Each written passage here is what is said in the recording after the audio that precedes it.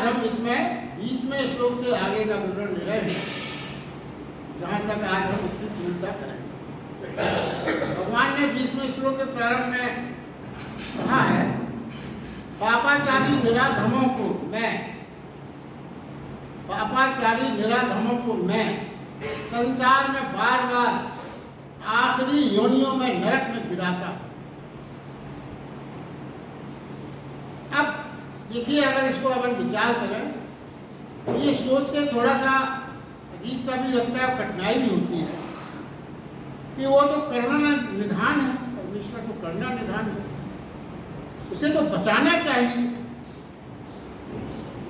फिर वो गिराता कैसे? ये जो भगवान कृष्ण ने कहा, तो ये भाव मन में आता है कि करना निधान है, अगर गिरते हो तो बचाना चाहिए, तो ये वो कहते हैं कि मैं गिराता हूं। जबकि अपन सब क्या सोचते हैं कि यदि हम कहीं गिर रहे होंगे तो हमारा परमात्मा परमेश्वर हमको बचाएगा। तो देखिए, अपनी भारतीय सनातन संस्कृति का एक स्पष्ट जो शास्त्रों में, वेदों में सब जगह जो है, वो एक तो बड़ी स्पष्ट यथार्थ जो सब जगह है उसके अगर हम ध्यान दें, सबका जो निष्कर्ष है परमात्मा के बारे में वो इतना है, परमात्मा कोई व्यक्ति नहीं है। पहले तो ये हमको अच्छे से समझना है, परमात्मा कोई व्यक्ति नहीं है कि आप पुकारो, प्रशंसा करो, खुशामद करो, कुछ फुसलाने की कोशिश करो, कुछ थोड़ी दान दक्षिणा दे के, जैसा अपनी अनुभव है, कुछ करो, स्तुति करो तो बदल देगा वो अपना निर्णय। ये नहीं, क्यों? क्योंकि परमात्मा एक नियम है, व्यक्ति नहीं है। परमात्मा व्यवस्था है और वो नियम से परमात्मा अपने आप उसी नियम से ही चलना है। कुछ नियम नहीं बदले जा सकते। आप चाहे जितनी प्रार्थना करें, जितनी उपासना करें, जितना तप करें, वो नियम नहीं बदले जा सकते। जैसे आग पर हाथ डालेंगे आप तो जलेंगे, नियम है। अब आप 40 गायत्री माला रोज करें, व्रत करें और ये कहें कि भगवान मैं आग में हाथ डालूं जलूं ना, संभव है। आप ये कहें पानी 100 डिग्री पे खौलता है, गैस महंगी हो गई है, भगवान ऐसा करो कि 70 पे खौलने लगे, नहीं हो सकता। गुरुत्वाकर्षण के जो नियम है वो वही रहेंगे, आप उनका पालन करोगे ठीक, नहीं पालन करोगे तो लड़खड़ा के गिरोगे। तो इसमें कोई साधना, कोई तपस्या, कोई उपासना काम नहीं आएगी। नियम शाश्वत है और नियम बने हुए हैं। तो श्री कृष्ण भगवान जो है परमात्मा की ओर से बोल रहे हैं। पहली बात तो ये है, जो भगवान ने गीता कही है वो परमात्मा के बोल है, माध्यम भगवान श्री कृष्ण। तो यहाँ पे वह जीवन का जो आधार स्तंभ है उसके बारे में बता रहे हैं। गिराने का अर्थ ये है, गिराने का अर्थ क्या है? गिराने का मतलब ये नहीं कि कोई कुआं खाई है, कोई जगह हवा जाती आपको बताया नहीं। गिराने का अर्थ है जो पाप में डूबेगा, जो पाप कर्म में डूबेगा वो स्वयं गिरेगा, कोई नहीं गिराता। कोई परमात्मा उसे धक्का नहीं देता, धक्का देने की जरूरत ही नहीं है। वो ऐसा करता है इसलिए गिरता है, प्राणी ऐसा करता है इसलिए गिरता है, जिम्मेदारी पूरी उसी की है। तो ये देखिए भारत में एक जो सिद्धांत है जो गीता में अपन ने हमेशा पढ़ा है, कर्म फल का सिद्धांत, कर्म का सिद्धांत। कई धर्मों ने क्या माना है कि कर्म के सिद्धांत को ही मान लिया नियम, भगवान की परिकल्पना उन्होंने नहीं की। क्या जरूरत भगवान के कर्म का सिद्धांत ही, नियम ही भगवान।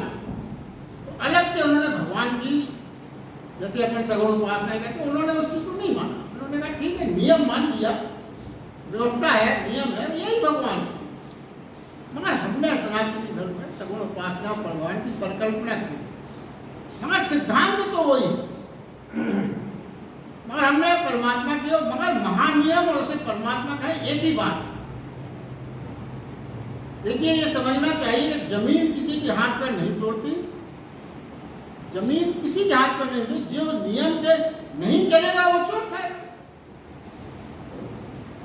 आपने जल्दबाजी की, आपने फिसलन भरी जगह जल्दबाजी की, संभल के नहीं चले, गिरेंगे आप, चोट खाएंगे। जगत का नियम समझकर उसके अनुकूल चलने का नाम ही धर्म है। पहले आप नियम समझें जगत के, उसके अनुसार अपना जीवन चलाएं, तो यही धर्म है। देखिए, कोई गिराता नहीं है, हम स्वयं गिरते हैं। नियम ना कोई पक्षपात करता है, ना कोई चुनाव हो तो निष्पक्ष। नियम हमेशा निष्पक्ष। जैसे खेल में कोई आपका क्या एम्पायर का कोई लड़का खेल रहा हो, कोई खेल रहा हो, अगर वो सही माने में एम्पायर है तो वो नियम से चलेगा। फिर उसमें ये नहीं है कि देखिए, आपने अभी ओलंपिक में देखा 100 ग्राम का नियम था, क्यों था? तो नियम तो नियम है। देखिए, उसमें फिर पक्ष निष्पक्ष, आपका लाभ हानि ये नहीं देखा जाता। तो ये बात है समझने की। देखिए, इसलिए जो भी आप आज हैं, जो समझा रहे हैं, वो जो भी आज आप हैं, जिस भी दशा में आप हैं, अपनी ऊर्जा, दिशा, नियम, इन तीनों का जोड़ है नियम शास्त्र। जो भी आपकी दशा है वो किस दिशा में है, किस नियम, सब नियमों के कारण ही आप हैं। देखिए, तीसरे अध्याय में भी अगर आपको याद हो तो अर्जुन ने भगवान कृष्ण से एक बड़ा ही गीता का बहुत ही महत्वपूर्ण प्रश्न उठाया। अगर आपको याद दिलाएं तो उसने ये पूछा था, भगवान ये बताएं, कोई प्राणी पाप नहीं करना चाहता, क्यों करना चाहेगा? कोई नहीं चाहता कि हम पाप करें। परमात्मा किसी प्राणी से पाप क्यों कराएगा? परमात्मा भी नहीं चाहेगा कि पाप कोई प्राणी पाप करे। फिर ये पाप कर्म हो कैसे जाता? कौन धक्का देता है पाप कर्म की कि प्राणी पाप कर्म कर जाता है? तब भगवान ने उत्तर दिया था, अगर आप पुरानी मेमोरी याद करें, उन्होंने ये कहा था कि देखिए, प्रकृति में जो 3 गुण हैं, रजोगुण, तमोगुण, सतोगुण, जो प्रत्येक व्यक्ति में तीनों का होना अनिवार्य है। परसेंटेज अपने अपने कर्मों से, विचारों के, जो कुछ भी आप सोचते हो, समझते हो, करते हो, उसके आधार पर उसकी परसेंटेज कम या ज़्यादा हो सकती है। यदि आपने अपने विचार पवित्र रखे, सतोगुण का परसेंटेज ज़्यादा हो जाएगा।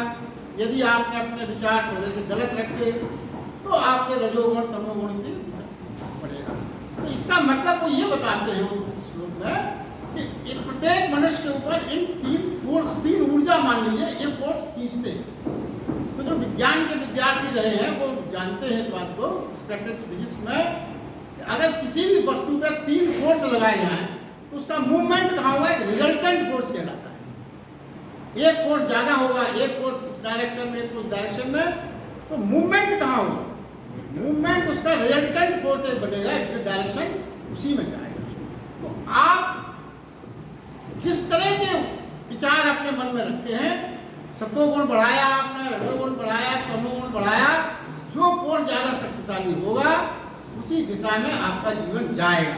ये नियम है, इस नियम को कोई नहीं बदल सकता। यदि आपने गलत काम किया है, पाप कर्म हुआ है, तो आपकी दिशा अपने आप जो रिजल्टेंट फोर्स है वो दुख की ओर, नरक की ओर, पीड़ा की ओर, संताप की ओर जाएगी।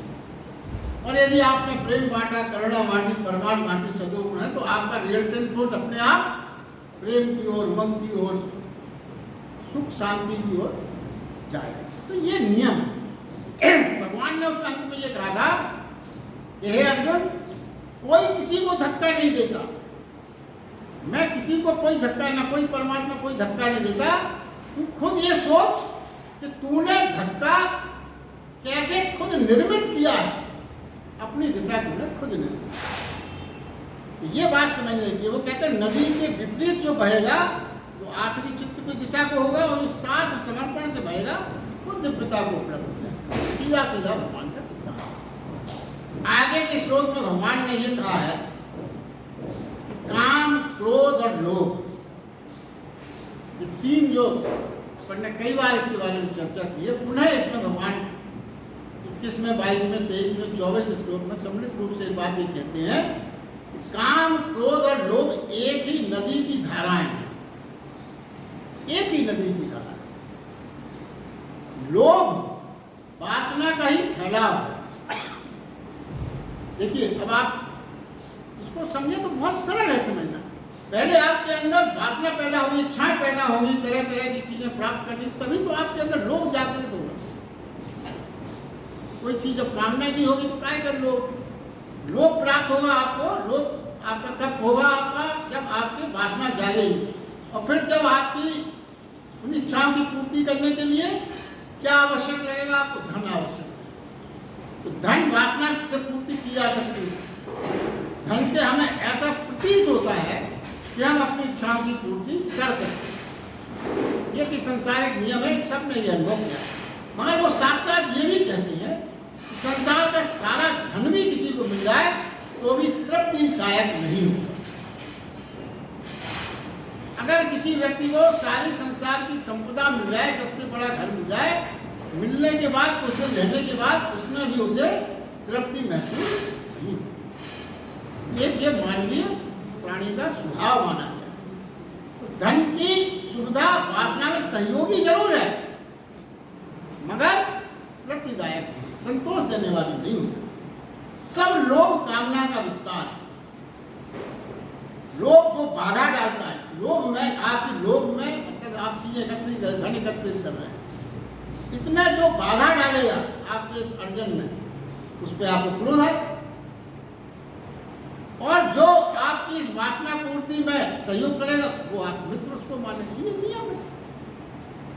तो क्या है, जो वासना पूर्ति में साथ दे वो मित्र, जो साथ ना दे वो शत्रु। तो लोभ और क्रोध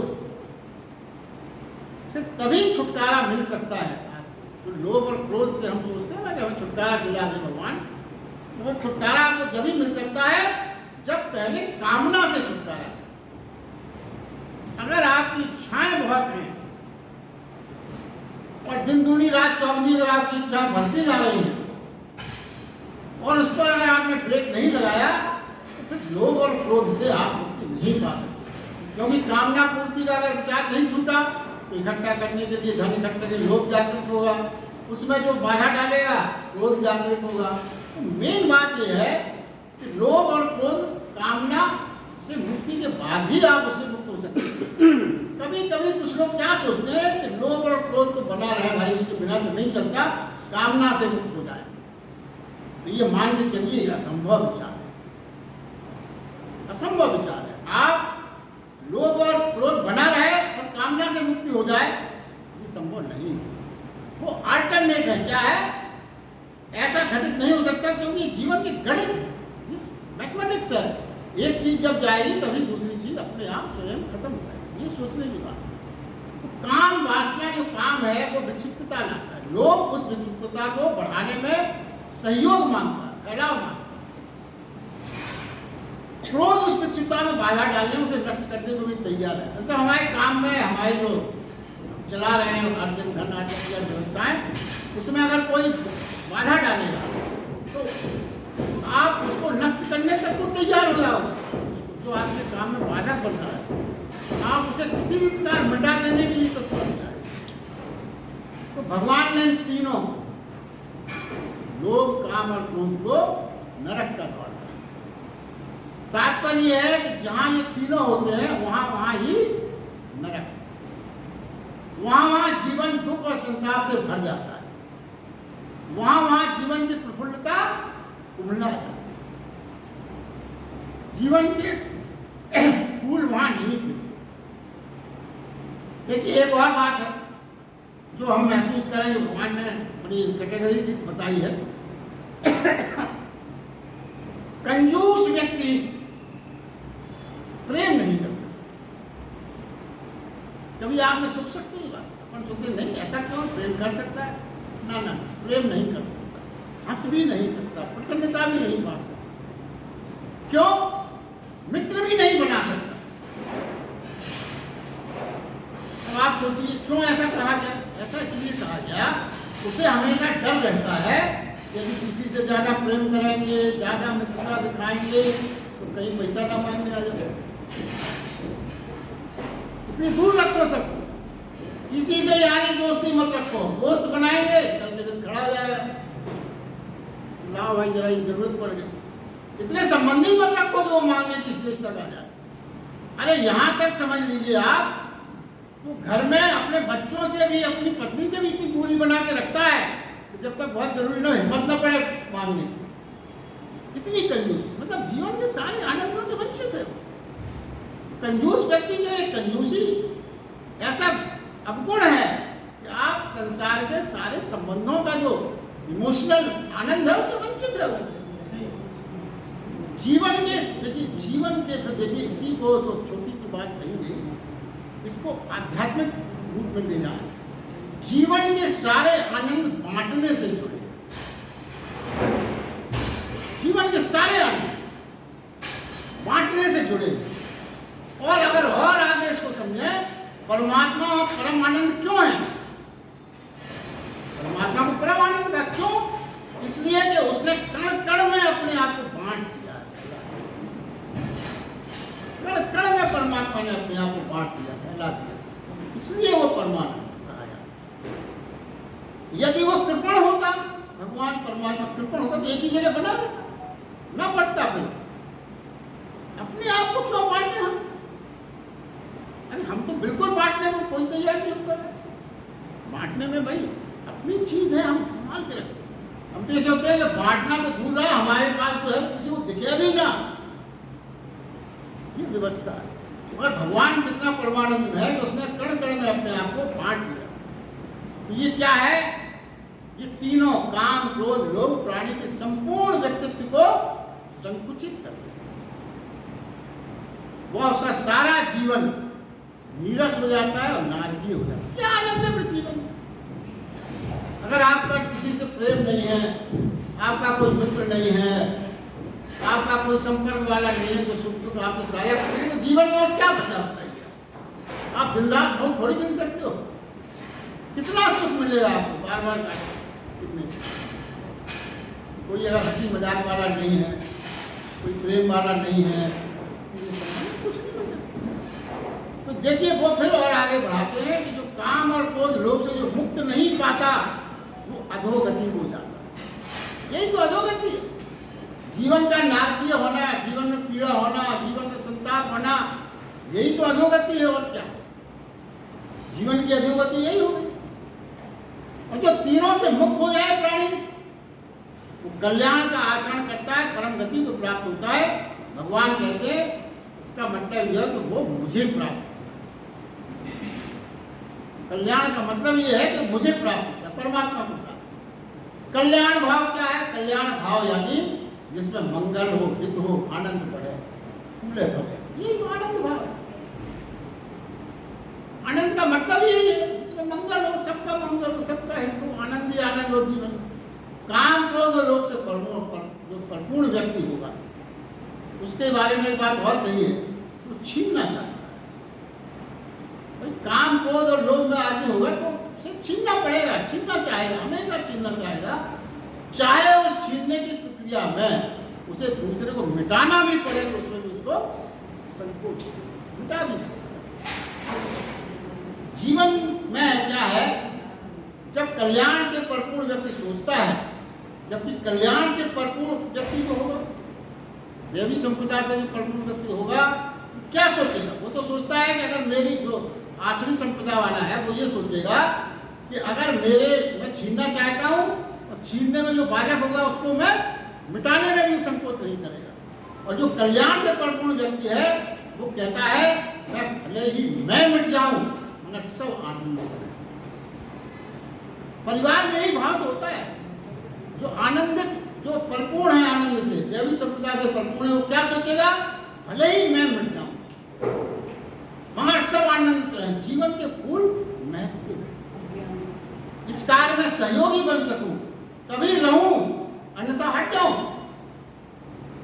परिवार में यही तो होता है। माँ बाप अपने बच्चे की खुशी के लिए अपने को मिटा देते हैं, बेच देते हैं, चीजें हटा देते हैं, खुद अपने लिए अपनी आवश्यकताओं को न्यून से न्यूनतम कर लेंगे। यही तो आनंद है। मगर आप देखिए आवश्यकताएं जब हमारी पूरी नहीं होती तो हमें बड़ा दुख होना चाहिए, मगर वहां जब हमारी आवश्यकताएं न्यूनतम हम करते हैं तो दुखी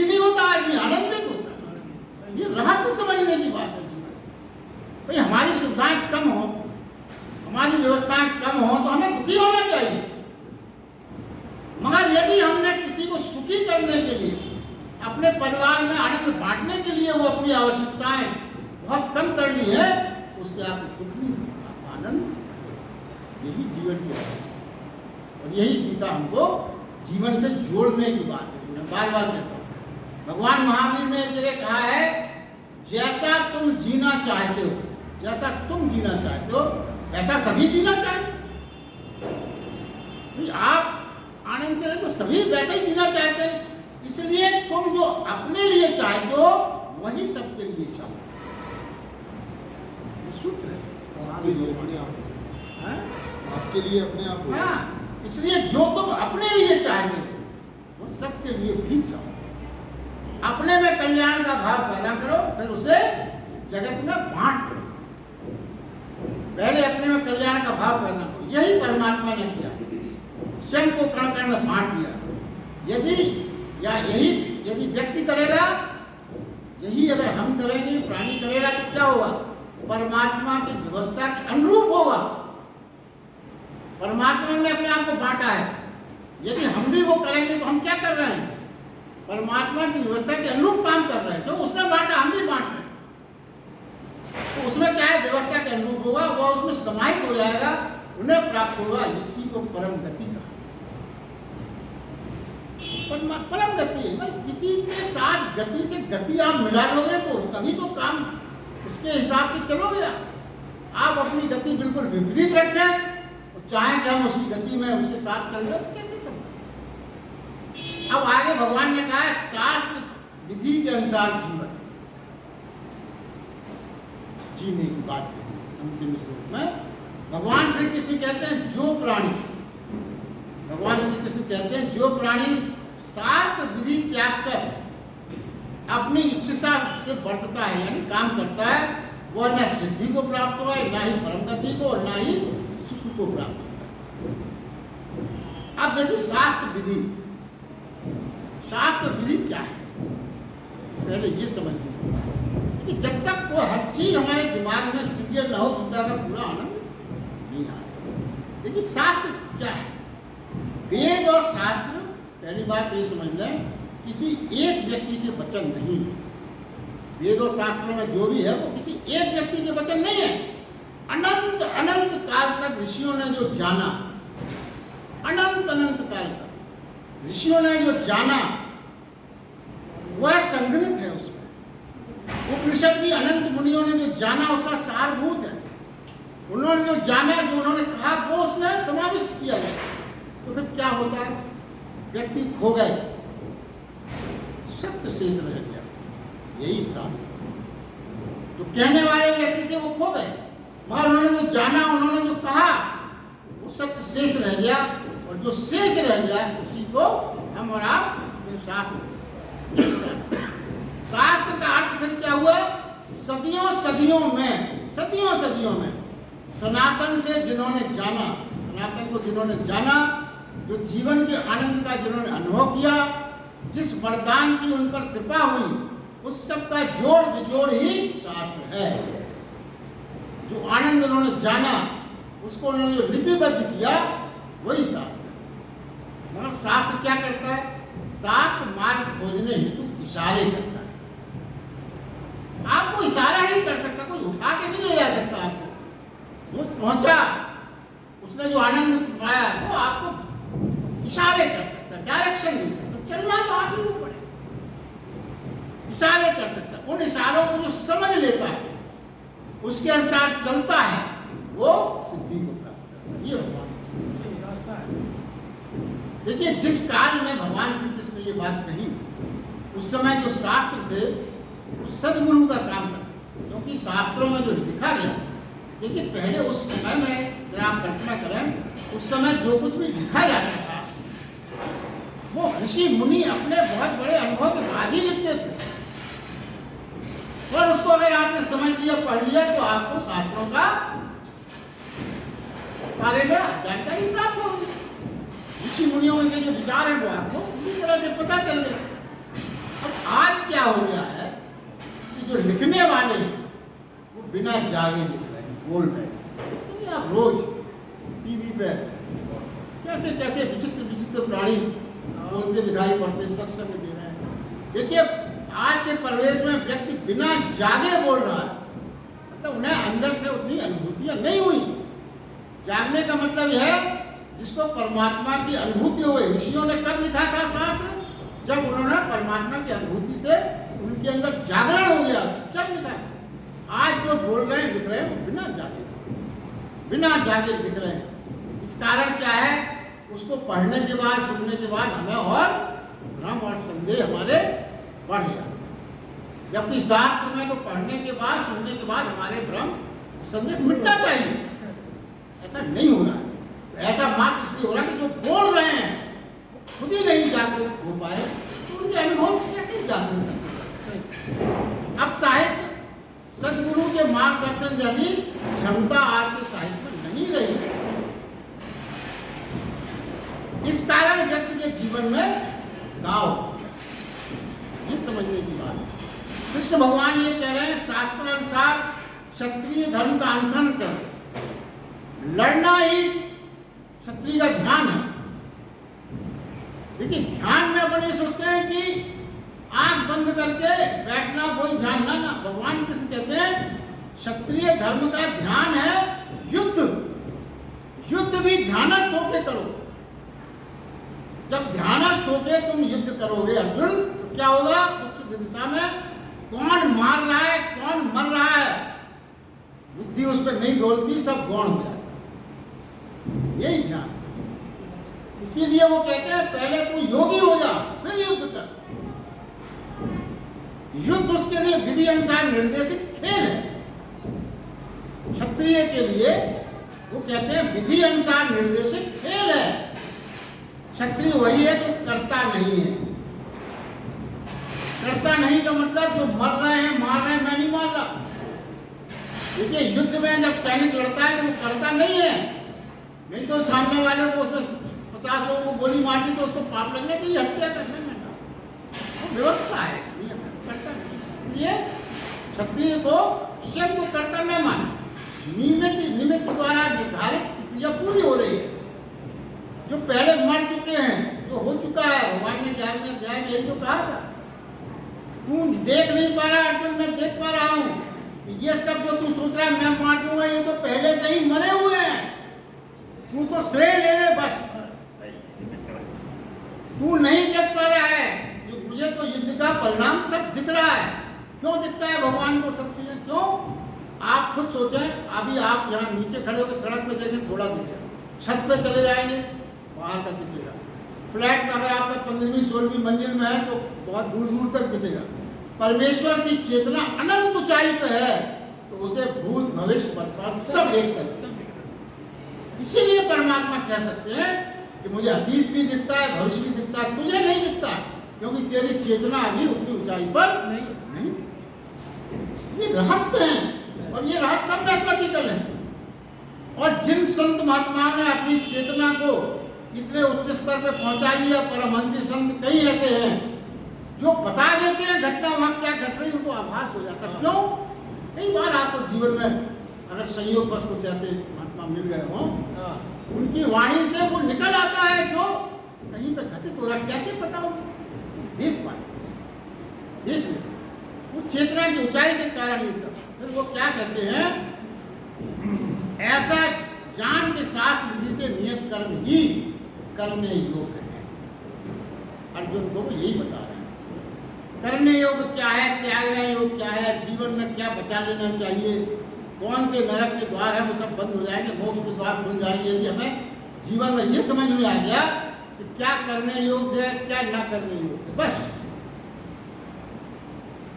ये अगर हमें समझ में आ गया और उसी हिसाब से हमने अपना जीवन चलाया, और कुछ करने की जरूरत नहीं है मोक्ष पाने के लिए। आपके लिए मोक्ष का द्वार खुला।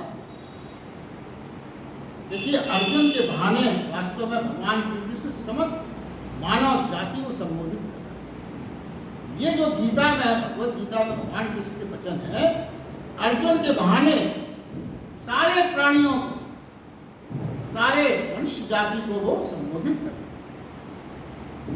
ये ऐसा नहीं है कि खाली अर्जुन से बात हो, बहुत सी बातें जो उन्होंने सिखाई। भगवत गीता में एक अर्जुन के लिए नहीं, उनके बहाने सारे प्राणियों से ये बात कही गई है। और देखिए आप, जो भगवत गीता की विशेषता है उसमें बहुत से उत्तर है, बहु उत्तर है, जीवन की हर समस्या का उसमें उत्तर है, अनंत उत्तर है। आपका उत्तर भी वहां है, जो आपके अंदर प्रश्न उठ रहे हैं वो भी उत्तर वहां है, मगर पहचानेंगे कैसे?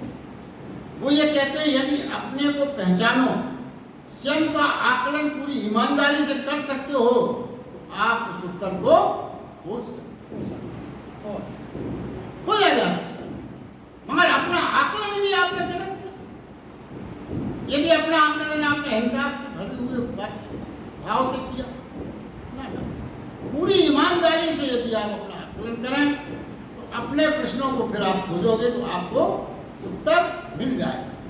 और वही उत्तर जो आपको मिलता है भगवत गीता से, आपके जीवन की साधना, वो आपके जीवन में बहुत बड़ा रूपांतरण ला सकता है। क्योंकि हमें उत्तर ही तो चाहिए, जीवन की समस्याओं को उत्तर मिल जाए, जीवन सरल है। और है क्या? देखिए एक जो और बात, जो बहुत अच्छी बात जो गीत में है, जो सबके लिए वो बात है संदेश के रूप में, तो भगवत गीता शब्दों में जहां समाप्त होती है, जैसे अपन आज अध्याय पूरा कर रहे हैं, तो भगवत गीता शब्दों में जहां समाप्त होती है, मौन से वहीं प्रारंभ होती है। इसका मतलब समझे आप क्या कहा जा रहा है? शब्द जहां पूरे हुए, देखिए शब्द हैं बुद्धिजनक, शब्द कैसे बोले जा रहे हैं? बुद्धिजनक। और मौन है हृदयजनक। आप जो भी सुन रहे हैं, सुनने के बाद फिर आपका मौन से प्रारंभ होना चाहिए। जब शब्द पूरे हो जाएं, फिर आपको करना है। हाँ, शब्द की जब बात समाप्त हो गई, आज का अध्याय पूरा हो गया, फिर आपको प्रारंभ करना है मौन से। मौन से प्रारंभ करें। मौन से प्रारंभ करने का मतलब क्या है? जो आपने सुना उसको मौन से चिंतन करें, मनन करें, आत्मसात करें। और ये कैसे होगा? ये वाणी से नहीं होगा, बुद्धि से नहीं होगा, हृदय से। और जब ये शब्द आपके हृदय में पहुंच जाएंगे, तभी भगवत गीता का आनंद के सारे द्वार खुल जाते हैं। देखिए वो ये कहना चाहते हैं, आप खुद अगर सोचें, बुद्धि से यदि कोई बात आपकी स्मृति में है, कुछ दिन बाद आप भूल जाओगे। मगर यदि बचपन में भी, आज से 50-60 साल पहले भी कोई बात यदि आपको हृदय में लग गई होगी, तो आज भी आपको याद है। मतलब जिन चीजों को आपने हृदय में धारण कर लिया, वो नहीं भूलती। देखिए कहते हैं ना, साधारण चोट ठीक हो जाती है, मगर हृदय पे जो चोट कोई कर देता है, सारी जिंदगी आपको कर देता है। चोट वाली बात नहीं है ये, जो अच्छे विचारों की बात है, जो कभी भी, मतलब ये अपन इसलिए इसका उदाहरण दिया कि हृदय में आप किसी चीज को धारण करोगे तो परमानेंट है। तो चोट की बात उदाहरण है। आप इन चीजों को मौन से यदि अपने अंदर उतारें, हृदयस्थ करेंगे, तो निश्चित रूप से भगवत गीता का आनंद सही माने में लक्ष्य। इसके साथ आज का ये 16वां अध्याय पूर्ण होता है।